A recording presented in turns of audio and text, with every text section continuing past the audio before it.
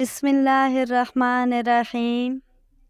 السلام علیکم ورحمۃ اللہ وبرکاتہ۔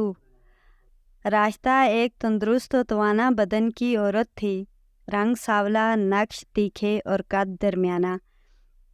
اس کی خوبصورتی عجیب طرح کی تھی، اس میں بلا کی کشش تھی۔ اعتماد اور رعب خدا نے عطا کیا تھا۔ محلے کے لفنگے بدمعاش بھی اس کو دیکھ کر کترا جاتے تھے۔ اگرچہ تھی تو وہ جھاڑو لگانے والی، لیکن وضع قطع سے سلیقہ مند لگتی تھی۔ صبح اجالا ہونے سے پہلے ہی وہ گھر سے نکلتی اور منہ اندھیرے گلیوں کی صفائی شروع کر دیتی۔ اس کا خاوند بھی خاکروب تھا۔ روزانہ صبح تڑکے دونوں اکٹھے کام پر نکلتے۔ یہ ان کا معمول تھا۔ ان کے 2 بچے تھے جو اس وقت سو رہے ہوتے تھے۔ راشدہ اگرچہ چاق و چوبند عورت تھی، مگر جب اس کا شوہر فوت ہو گیا تو صدمے نے اس کو چند دنوں میں ہی عمر رسیدہ کر دیا۔ اس کی دنیا اچانک اجڑ چکی تھی۔ غم سے نڈھال کیوں نہ ہوتی، اس کا شوہر جوان آدمی تھا۔ وہ محنتی ہی نہیں، فرض شناس اور دیانتدار بھی تھا۔ دونوں ہی اپنا کام دل جمی سے کیا کرتے تھے اور سورج نکلنے سے پہلے پہلے محلے کی تمام گلیوں میں جھاڑو لگا کر ان کو صاف اور اجلا کر دیتے تھے۔ ایک دن بدقسمتی سے شوہر صبح 4 بجے سڑک کی جھاڑو لگا رہا تھا کہ ایک ویگن اچانک گلی کے موڑ پر نمودار ہوئی اور اس غریب کو کچلتی ہوئی نکل گئی۔ شاید ویگن کے ڈرائیور نے نشہ کر رکھا تھا۔ وہ اس قدر مستی میں تھا کہ اس کو احساس بھی نہ ہوا کہ ویگن کے پہیوں تلے ایک انسانی جان کچلی گئی ہے۔ اتنے بڑے حادثے پر راشدہ کو صرف 10 روز کی چھٹی ملی اور وہ پھر سے گلیوں میں جھاڑو لگانے موجود ہوئی۔ غریب آدمی پر کیسا ہی حادثہ گزر جائے، وہ زیادہ دن اپنے کام سے دور نہیں رہ سکتا، کیونکہ اس کو بچوں کے پیٹ بھرنے کی فکر کرنا ہی ہوتی ہے۔ اس کے بچے اخراجات پورے نہ ہونے کے سبب اسکول نہیں جا سکتے تھے۔ وقت گزرتا رہا، وہ بھی اپنے جیون ساتھی کے بغیر جینا سیکھ چکی تھی۔ بچے بڑے ہو رہے تھے۔ یوں ہی 3 برس گزر گئے۔ اس نے دوسری شادی کا کبھی نہ سوچا۔ وہ اپنے بچوں سے دیوانگی کی حد تک پیار کرتی تھی۔ کہنے کو خاکروب تھی، مگر خیالات اونچے تھے۔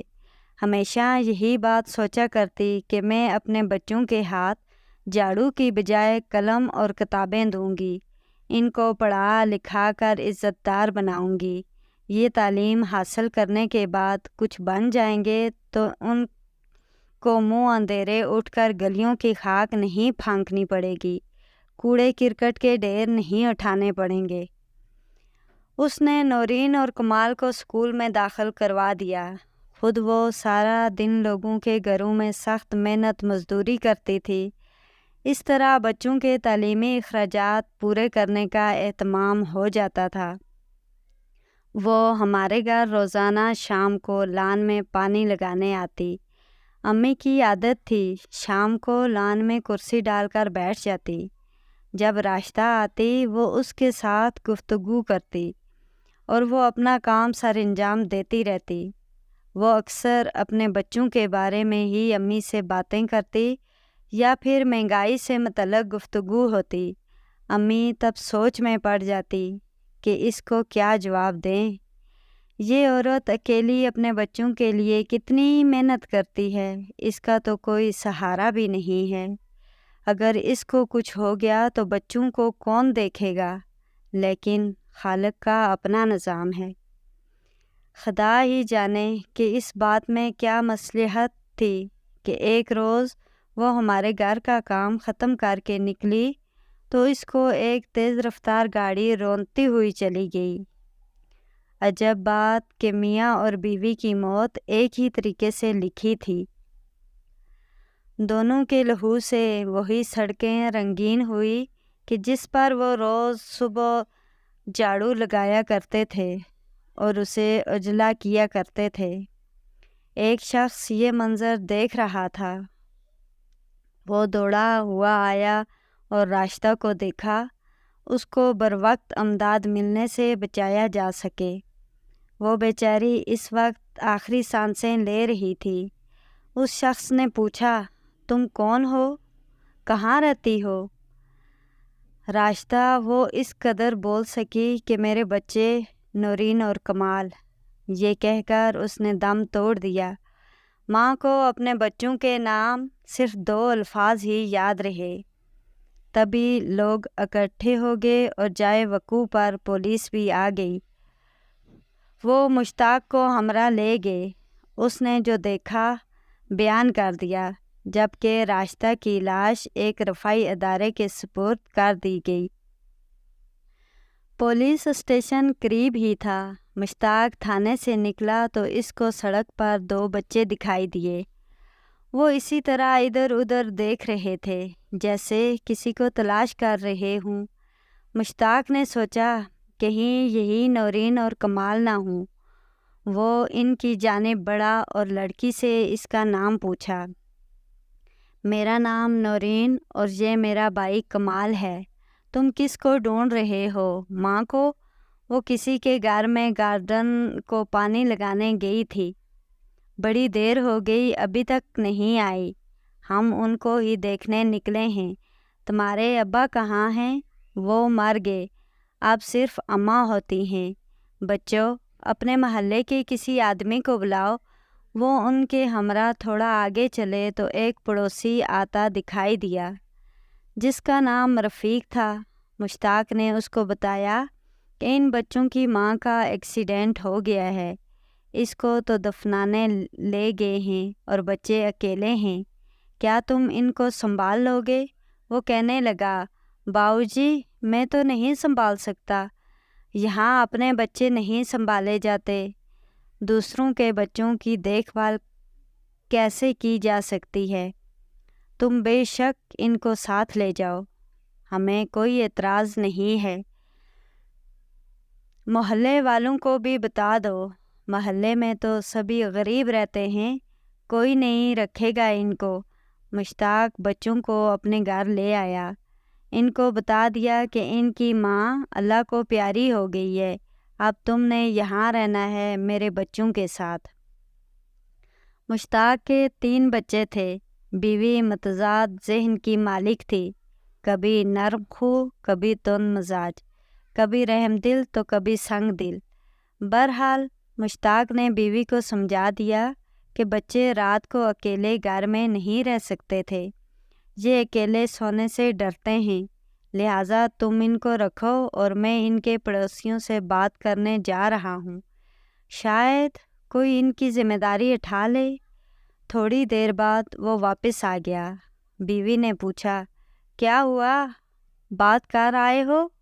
بولا، ہاں، وہاں کوئی ان کو رکھنے پر تیار نہیں، سبھی بہت غریب لوگ ہیں، انہوں نے ان کے گھر پر تالا ڈال دیا ہے، فی الحال ان کا کوئی سرپرست نہیں ہے، تم ان کو کچھ دن رکھ لو۔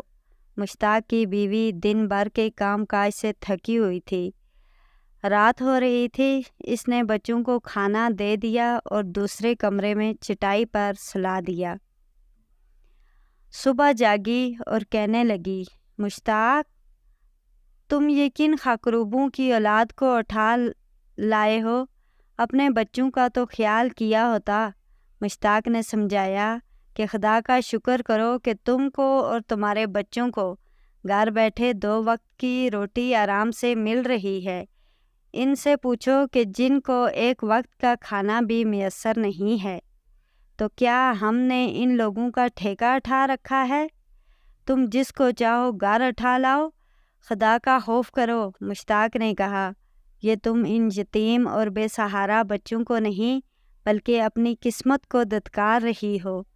اچھا، بڑے نیک وکار نہ بنو، اب کام پر جاؤ، تم کو دیر ہو رہی ہے۔ مشتاق چلا گیا تو اس کی بیوی نے سوچا کہ یہ 2 وقت کے خدمتگار مل گئے ہیں، کام میں ہاتھ بٹا لیں گے، ملازم تو سستے میں ملتے نہیں، انہیں رہنے ہی دوں، اس کارن اس نے ان کو رکھ لیا۔ مشتاق دفتر سے گھر آیا تو تیمینہ کا موڈ ٹھیک دیکھ کر خوش ہو گیا، کہا کہ شکر ہے تمہارا موڈ اچھا ہے، ورنہ میں تو گھر آنے سے ڈر رہا تھا۔ بچے کہاں ہیں؟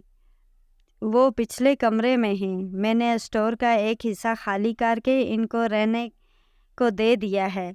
چلو یہ اچھا ہے، اب کھانا تو دے دو۔ بیوی نے کھانا لا کر مشتاق کو دیا۔ تبھی اس نے پوچھا، کیا تم نے نورین اور کمال کو کھانا دے دیا ہے؟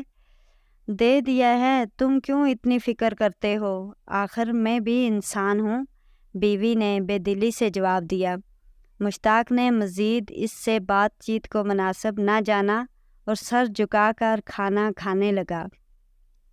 نورین اور کمال مشتاق کے گھر رہنے لگے، اگرچہ وہ یہاں بڑی اجنبیت محسوس کرتے تھے۔ سہمے رہتے تھے، جس کی وجہ یہ تھی کہ خاتون خانہ نے ان سے فاصلہ کم رکھا اور اپنائیت کا احساس نہ دیا تھا۔ وہ ان سے بہت کم بات کرتی تھی، اپنے بچوں سے بھی کہتی کہ تم لوگ ان کے ساتھ مت کھیلا کرو، یہ ایک جھاڑو لگانے والی کی اولاد ہیں۔ تیمینہ نے ان معصوموں کو ایک چھوٹے سے کمرے میں سمیٹ دیا۔ وہ بہت ہی کم گھر سے باہر جاتے تھے۔ جب تیمینہ کے بچے اسکول چلے جاتے تب وہ ان کو بلاتی اور گھر کے کام کرواتی تھی۔ بچے بیچارے کچھ نہ سمجھتے کہ یہ ان کے ساتھ کیا ہو گیا ہے۔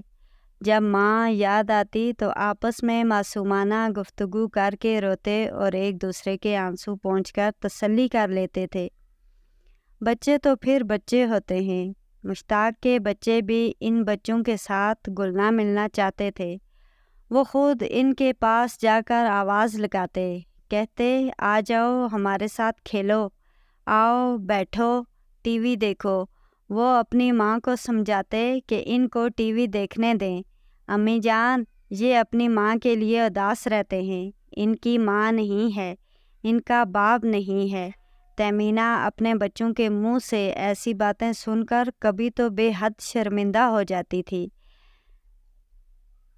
ان یتیموں سے روکھا سلوک دیکھ کر تیمینہ کے بچے کہتے، امی جان، ہم پر کبھی ایسا وقت آ سکتا ہے، ان سے پیار کیا کرو، ان کو ہمارے ساتھ کھیلنے دیا کرو، انہیں مت دھتکارا کرو، خدا ہم سے ناراض ہو جائے گا۔ آپ ہی تو کہتی ہیں کہ خدا کو ناراض نہیں کرنا چاہیے۔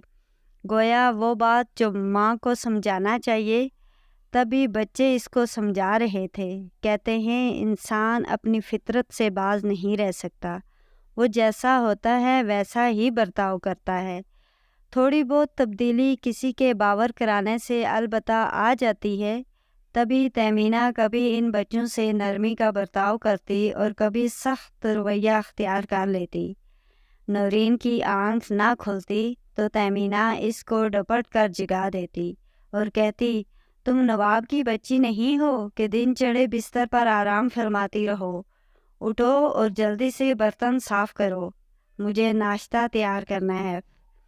کمال کو دبکاتی کہ تم کیا منہ تک رہے ہو، ہاتھ منہ دھو کر صفائی شروع کر دو۔ وہ بیچارہ بغیر منہ ہاتھ دھوئے ہی جھاڑو اٹھا لیتا اور صفائی کو لگ جاتا۔ سوچتا کہ جب جھاڑو ہی لگانا ہے تو ہاتھ منہ کیا دھونا۔ اب دونوں بچے سمجھ گئے تھے کہ صبح اٹھتے ہی ان کو کیا کام کرنے ہیں۔ وہ بغیر کہے کام پر لگ جاتے۔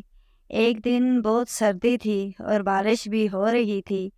نورین اٹھی اور برتن دھونے لگی۔ اچانک اس کے ہاتھ سے گلاس گر کر ٹوٹ گیا۔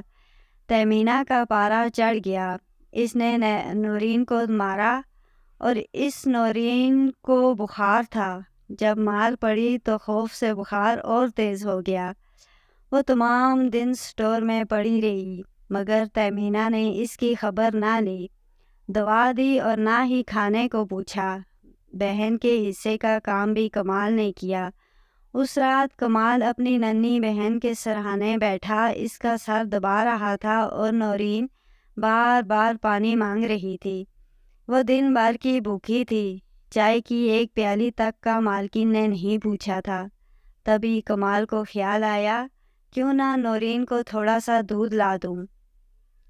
وہ دبے پاؤں کچن میں گیا، جہاں دودھ کا پتیلا رکھا تھا۔ اس نے ایک کپ بھرنا چاہا تو کپ اس کے ہاتھ سے پھسل کر فرش پر گر گیا۔ تیمینہ برابر والے کمرے میں تھی۔ اس نے پکارا، کون ہے؟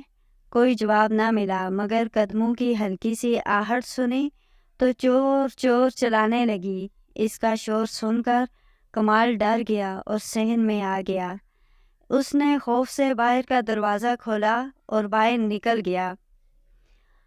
صبح جب تہمینہ اسٹور میں آئی، دیکھا کہ لڑکی تو بے سدھ پڑی ہے مگر کمال موجود نہیں۔ اس نے نورین سے پوچھا، کمال کہاں ہے؟ مجھے پتہ نہیں باجی، بچی نے جواب دیا۔ ان دنوں مشتاق دفتر کے کام سے کسی دوسرے شہر گیا ہوا تھا۔ 2 دن گزر گئے، کمال نہ آیا۔ تہمینہ کو فکر ہوئی کہ یہ لڑکا کہاں غائب ہو گیا ہے۔ مشتاق آئے تو بتاؤں گی کہ کمال غائب ہے، اور کس سے یہ بات کہتی۔ شور آ گیا، بتایا کہ لڑکا تو 2 دن سے غائب ہے۔ کہاں غائب ہے کیا معلوم، آپ دیکھو۔ نورین بھی کچھ نہیں بتاتی۔ نورین کا بخار اتر چکا تھا، وہ بہت کمزور ہو گئی تھی، کمال کے لیے پریشان تھی۔ اس کی بے چین آنکھیں سارے گھر میں اپنے بھائی کو تلاش کر رہی تھی۔ اس کے بنا نورین کا یہاں رہنا محال تھا۔ اس کا دم گھٹ رہا تھا، وہی تو ایک اس کا سہارا، اس کا غمگسار تھا۔ مشتاق لڑکے کا کھوج لگانے چلا گیا، ادھر ادھر پتہ کیا، سراغ نہ ملا تو اپنے ایک دوست کے پاس پہنچا جو پولیس انسپکٹر تھا۔ اس نے بھی خاص توجہ نہ دی، بھلا ایسے بچوں کی بازیابی میں کون دلچسپی لیتا ہے جو لاوارث ہوں، جن کا کوئی نہ ہو۔ ہفتہ بھر نورین نے انتظار کیا، مزید صبر نہ کر سکی اور ایک روز اپنے بھائی کو ڈھونڈنے گھر سے نکل گئی اور ادھر ادھر گلیوں میں پھرنے لگی۔ جہاں کمال کی عمر کے لڑکے دیکھتی ان کے پیچھے ہو لیتی، ان کو قریب سے جا کر دیکھتی اور پوچھتی، کیا تم نے کمال کو دیکھا ہے؟ وہ میرا بھائی ہے، گھر سے چلا گیا ہے۔ بچے اس کی بات کو سمجھ نہ پاتے، کیا جواب دیتے؟ یہی کہتے کہ ہم نے تو نہیں دیکھا ہے، نہ جانے کون ہے تمہارا بھائی۔ اس باولی کو یوں ہی ڈھونڈتے ڈھونڈتے شام ہو گئی، کمال نہ ملا۔ سردی بڑھنے لگی۔ جب واپس آئی دروازہ کھٹکھٹایا، کسی نے در ہی نہ کھولا۔ اس روز مشتاق گھر پر نہ تھا اور بیوی سرشام سو رہی تھی، بچے بھی سو چکے تھے۔ نورین تھکن اور بھوک سے نڈال تھی، رات سر پر تھی۔ وہ روتے روتے گلی میں ہی ایک تھڑے پر سو گئی۔ بخار تیز ہو گیا، وہ مر گئی۔ کسی کی اس پر نظر پڑ گئی، اس نے قریب آ کر ہلایا، ارے یہ تو مر چکی ہے۔ تب سارے محلے والے اکٹھے ہو گئے۔ اب وہ پوچھ رہے تھے، یہ کون ہے، اس کو کیا ہوا اور یہ کیسے مر گئی؟ کسی نے کہا، یہ تو مشتاق کے گھر پر رہ رہی تھی، اس کا بھائی بھی تھا، مگر مشتاق کہاں ہے؟ وہ تو دورے پر گیا ہوا ہے۔ اب وہ ایک دوسرے کو الزام ٹھہرانے لگے کہ دن بھر پاس سے گزرتے ہوئے بھی کسی نے اس بچی کی طرف توجہ کیوں نہ دی۔ اس کی لاش کے گرد اکٹھے لوگوں میں سے ایک شخص رفیق نے کہا، یہ تو اپنی خاکروب راستہ کی لڑکی ہے جو گاڑی تلے آ کر مر گئی تھی۔ کسی نے بھی اس بچی کو پناہ نہ دی تو مشتاق بھائی اپنے گھر لے آئے تھے، انہوں نے رکھ تو لیا مگر خیال نہ کیا۔ اس طرح کی مزید دلچسپ کہانیاں سننے اور دیکھنے کے لیے ہمارے چینل کو سبسکرائب کریں، ویڈیو کو لائک اور شیئر کریں۔ شکریہ۔